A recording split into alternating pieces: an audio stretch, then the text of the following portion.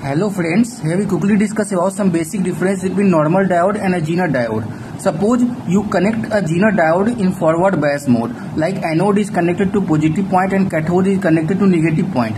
So even this diode is normal diode or Zener diode. In forward bias mode, it will allow the current to flow when you apply the source voltage. Okay, it will allow the current to flow like this, in this way, because we have connected the diode in forward bias. But in reverse bias mode, if you connect any normal diode like this, it will not allow the current to flow through this because it is connected in reverse bias mode. Okay, but when you connect the Zener diode in reverse bias mode, then if you apply voltage more than the Zener breakdown voltage, that is 10 volt is Zener breakdown voltage, but you are applying more than that, that is 15 volt or 20 volt or like more than like that, then if you apply the DC voltage more than a Zener breakdown voltage, then it will allow the current to flow in this manner. Even the Zener diode is connected in reverse bias mode, it will allow the current to flow.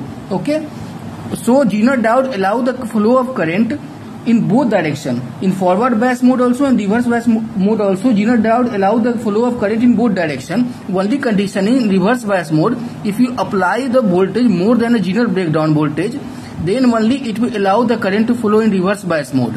Okay, thank you.